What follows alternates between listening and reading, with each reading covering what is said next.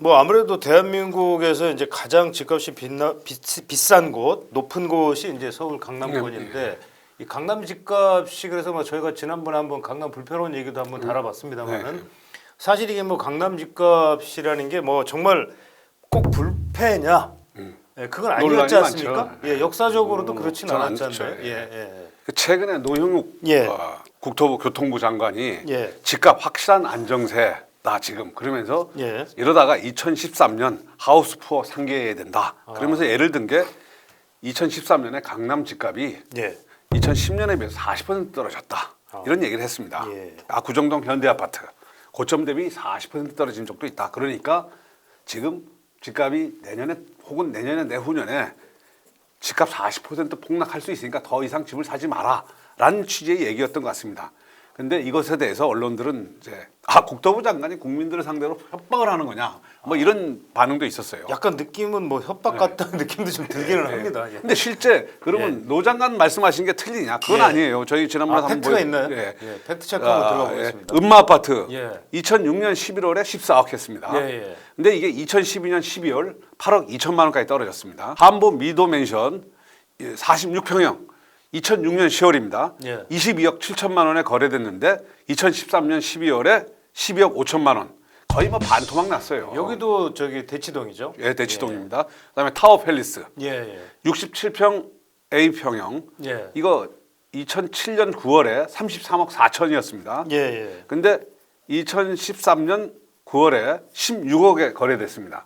진짜 반토막이네요. 이거 네. 딱 반토막이. 반토막 났습니다. 예. 이건 뭐 실거래가로 거래된 거니까 이건 뭐 예. 저희가 뭐 이건 한게 뭐 조작할 아니니까. 수도 없습니다. 예. 그리고 그 당시에 나온 기사들을 한번 살펴보면 예. 2013년 12월입니다. 집값 이대로 폭락하나 무너진 부동산 불패 신화. 2012년 부동산 결산. 저런 제목이 있었네요. 실제로. 집값 거래 공급 트리플 다운. 예. 집 가진 죄인 빚내서 산 집 집값 폭락에 매매 시장 침체 지속에 하우스푸어 양산. 예. 우리가 보통 2008년이 고점이었다고 생각하는데 예. 강남은 좀 빨랐던 것 같아요. 하락이라고 네. 이제 생각해서 2006년이 고점이었고 그렇죠. 그랬던 것 같습니다. 그럼 구체적으로 강남에 집값이 어떻게 떨어졌고 얼마나 떨어졌는지 한번 볼까요? 예. 이게 강남 집값 이제 변동률입니다. 부동산 원 자료인데요. 그러면 2001년 2년에 폭등을 했어요. 이때 보면 예. 5.25%였던 기준금리가 4% 떨어지면서 아마 돈이 몰렸던 것 같아요. 그러다가 2004년에는 금리가 떨어졌지만 약간 조정을 거쳤어요. 예. 워낙 정부에 세게 이제 규제를 가했지 않습니까? 예. 법을 세분해가지고. 그러다가 2006년에 다시 집값이 25%, 예. 뭐 26% 이렇게 폭등을 해버렸어요. 이때는 금리가 올라가는 과정이었는데도 불구하고 폭등을 했어요. 그러다가 2007년에 마이너스로 돌아섰어요. 그렇죠. 리먼 사태. 2008년에 폭락을 했고 예. 하다가 2009년에 다시 올랐어요. 그래가지고 사람들이 이제 다시 집값 오르나 보다 했는데 2010년 하다가 12년, 13년에 다시 폭락을 했어요. 예. 그러니까 약간 우리가 아는 거랑 좀 다르죠. 뭔가 좀 사이클이 다른 그 전체적인 전국 집값 평균 사이클하고는 좀 달랐습니다. 다른- 강남이 워낙 먼저 많이 올랐고 예. 나중에 올랐으니까요. 예. 그다음에 이때 보시면 아시겠지만 예. 당시 보면 수도권이 강남을 포함해 수도권이 2006년 뭐 7, 8년에서 많이 떨어졌어요. 예. 근데 당시에 지방은 오히려 올랐어요. 기억이 납니다. 그때 그래서 이제 지방이 고 뭐 수도권이 뭐 하다 뭐 예, 이런 그렇죠. 얘기가 예. 있었던 것 그러니까 같습니다. 예. 뭐 어쨌든 우리가 아는 것하고 좀 약간 좀 기억이 다 예. 다를 거예요. 예. 근데 왜 그 당시에 그럼 강남, 서울의 집값이 떨어지냐를 놓고 보면 가장 명백한 건 수도권의 미분양이 엄청 증가를 했어요. 예. 이게 보면 2006년이 미분양이 최하로 줄었어요. 예. 2006년에 수도권에 4,270가구까지 줄었다가 예. 2013년에 예. 무려 33,000가구까지 늘었어요. 거의 뭐 7, 8배 이상 네. 늘었네요. 그 다음엔 수도권의 미분양이 줄기 시작했거든요. 네. 그러면서 집값이 올라간 거예요. 그러니까 사실은 뭐 이거는 여기서 이것만 놓고 보면 수도권 미분양이 는다. 그러면 집값이 뭐 조정을 받는 조정을 거고 받는다. 수도권 미분양이 준다. 그럼 집값이 올라간다. 이런 거죠. 이 당시 또 재미있는 게 예. 수도권에서는 미분양이 이렇게 증가하는데 지방에서는 미분양이 또 줄어들었어요. 정반대 현상이 예, 벌어졌네요. 그러면서 지방 집값은 또 올랐어요. 예. 그러니까 그때는 물론 지방에 양도세 감면 활성화 조치가 있었고 예. 수도권은 보금자리 주택. 예. 그러니까 이 저 당시가 집중으로. 이제 이명박 정부 시절 그렇죠. 예. 우리 흔히들 얘기하는 게 입주 물량이 줄면 집값이 오른다고 그러잖아요. 그렇죠. 예. 근데 이때 보면 참 재밌는 게 2007년에 예. 서울에 3만 2천 가구, 3만 3천 가구가 입주를 했어요. 예. 그러다 2008년에 5만 4천 가구 정도가 입주를 했어요. 꽤 많이 네. 늘었네요. 그러니까 2008년 잠실 주공동을 재건축해가지고 리센츠 뭐 이 잠실의 재건축이 입주를 시작한 거예요. 예, 그때 근데 문제는 뭐냐면 그때 한번 그것 때문에 2008년에 집값이 떨어졌다는 얘기도 있지만 예. 실제로 강남의 집값이 제일 많이 떨어진 게 2012년, 13년인데 그때는 입주 물량이 오히려 줄었어요. 이제 부동산 전문가 예. 삼토 씨가 입주 물량하고 뭐 상관없다 뭐 이런 얘기들도 하세요. 예. 그러니까 전혀 입주 물량하고 반드시 집값이 일치하는 건 아닌 것 같아요. 그러니까 상관없다기보다는 저는 반드시 일치하지 일치하지 않는다. 않는다. 예, 그렇죠. 요 표현이 아마 맞지 예, 않을까 예. 싶습니다. 예. 여기 보시면 수도권 입주 물량인데 우리 집값이 하락기에 예. 수도권 입주 물량이 줄었어요. 이게 제일 줄은 시기예요. 예. 그 대신 그 당시에는 어떻게 했냐면 그 대신에 집값 상승률은 떨어졌는데 예. 전세 가격은 올라갔어요. 아, 예. 그러니까 뭐냐면 사람들이 집값이 떨어진다. 안 좋으니까 집을 사는 대신에 다 전세 수요로 몰렸던 거예요. 대기 수요가. 네. 그러면서 전세 가격들이 많이 올라갔던 것 같아요. 네. 그리고 입주 물량도 기본적으로 작았고. 그러니까 이제 입주 물량 자체의 어떤 절대치 자체가 이렇게 뭐 적었다, 많았다, 뭐 많았다 이렇게 보기는 좀 어려운 네. 거라고 봐야 되겠네요. 그러니까. 자, 그 당시에 집값이 떨어졌을 때 뭔 이상하면 집주 물량 자체는 많지 않았지만 예. 우리가 이제 손꼽았던 신도시들, 예. 이기 신도시들이 이제 입주를 시작했어요. 예.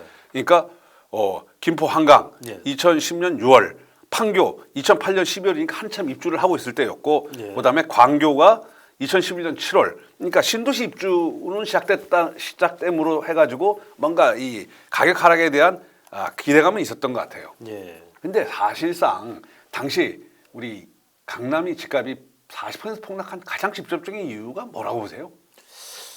글쎄요, 저희가 생각한 건 아무래도 뭐 이제 리먼 쇼크 같은 게 좀 크지 않았을까라는 생각은 하는데. 저는 리만 쇼크라고 봅니다. 예. 이게 리만 쇼크를 우리는 리만 쇼크라고 하지만 미국에서는 그레이트 리세션, 예. 대침체라고 하거든요. 네. 이게 뭐냐? 리만 쇼크라는 게 뭐 지난번에도 한번 말씀드렸지만 극격한 금리 인상 때문에 서브프라임, 약간 비우량 모기지에 대한 상환이 좀 유예되면서 부도가 발생했어요. 네. 그러면서 베어스턴, 리먼 브라더스, 메릴린치, AIG 미국의 뭐 유수한 금융기관들이 부도 위기에 처해서 일부는 M&A 됐고 어떤 파산 난 데도 있어요. 그렇죠. 그러면서 거기에 또 유럽의 금융기관들이 연쇄 위기를 처했어요. 그러면서 이 기본적으로 하면 대형 금융회사들이 몰락하고 글로벌 자금 시장이 경색되면서 자산 가격이 급락한 거예요. 네. 이게 미국의 집값을 30% 떨어뜨렸고 실업률이 5% 10%를 올렸어요. 네. 그리고 이것은 결국은 2010년대에 남유럽 재정 위기로 연결됐어요. 그러니까 우리가 리만 쇼크 2008년 9월에 했다라고 하지만 그 여진이 그 해 계속 그 다음에 이어졌다. 다 이어진 거죠. 그리고 우리가 또 착각하는 게 2008년에서 2009년에 반등을 해서 그 다음에 뭐 2011년, 12, 13년에 집값이 떨어진 걸 놓고 뭐 공급이 그렇다는 등 뭐 여러 얘기를 하지 않습니까? 네. 흔히 한국의 특수한 상황 때문에 그다음에 MB 탓이라고 얘기하지만 글로벌 이야기 한번 보시죠. 미국의 주택가격 지수를 보면 2012년이 리먼 쇼크 터진 다음에 2012년까지 떨어졌어요. 네. 그리고 중국 주택가격도 보면 2012년에 2012, 13년이 마이너스로 크게 하락을 했었어요. 네. 그러니까 단순히 한국만 2012년, 13년에 떨어진 게 아니에요. 그게 네. 한국적 요인이었으면 외국은 달라야죠. 예. 근데 외국도 보시면 여기 그 우리가 강남 집값이 폭락했던 그 시기에 외국도 동일하게 폭락을 했던 거예요. 네. 자, 영국 한번 보실까요? 영국도 보면 리먼 쇼크 2008년 이후에 떨어지기 시작해서 이게 2013년까지 지수가 계속 떨어졌어요. 네. 그다음에 네덜란드 14년이 이게 바닥을 쳤어요. 그다음에 EU 전체 평균을 보면 리먼 쇼크 때보다도 2013년 이때가 더 낮아요. 예.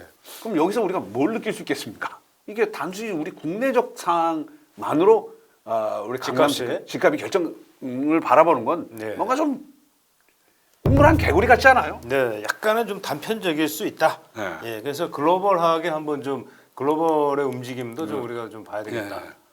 그래서 이제 최근에 뭐 우리 이게 한국 경제에 나온 건데 네. 지금 우리 당시에 2013년 집값 폭락한 게 뭐 노영욱 장관 얘기했듯이 그게 예.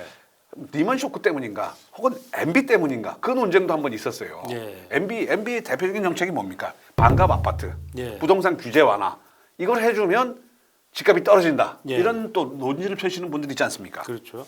이게 대표적인 게 이제 반값 아파트. 지금 네. 이제 뭐 우리 오세훈 시장, 김원동 SH 사장이 반값 아파트 한다는데 그 당시 이제 우리 MB 대통령이 이제 이명박 대통령 해가지고 수도권에 반값 아파트 예. 폭탄을 투하하셨죠. 그래서 사실은 이 반값 아파트들이 이 강남 주변들이 많았어요. 그러다 보니까 강남에 영향을 줬다라고 얘기를 하시는 하죠. 분들이 예, 얘기를 하죠. 하는데 정말 그런지 한번 살펴볼까요? 실제로는 수도권 내 보금자리 주택 공급 물량이 18만 5천 호로 굉장히 아파트 연중 입주 인력이 그러니까 굉장히 많았어요. 사실 적은 게 아니었어요. 근데 네. 이거는 아파트가 입주한 게 아니라 공급이에요.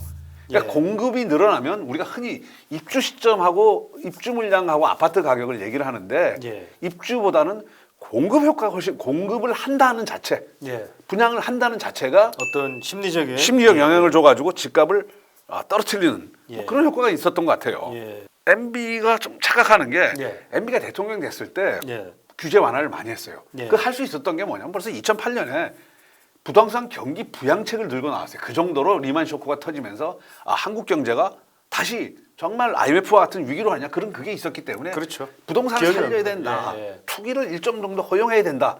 그래서 실제로 2008년 MB가 2월 달에 취임해가지고 2008년 6월 되자마자 지방 미분양 주택 대책을 내놨어요. 그때 네. 또 지방에 미분양이 워낙 늘어났으니까 그렇죠. 그래서 미분양 주택에 대해서 LTV 완화하고 미분양 취득 시 1년간 취득록세 50% 감면, 양도세 면제 2년 연장 뭐 이런 걸 했어요. 예. 그다음에 2008년에 보금자리 주택 한편 공급 확대를 하면서도 여러 가지 2008년 11월 경제위기 종합대책이라는 게 나왔어요. 이거 막 리먼 쇼크 터져가지고 이 잘못하면 한국도 이거 위험하다. 위험하다. 예. IMF처럼 된다. 그러면 그 중에서 가장 발목을 잡은 게 뭐냐면 미분양 주택이 워낙 늘어나니까 이걸로 예.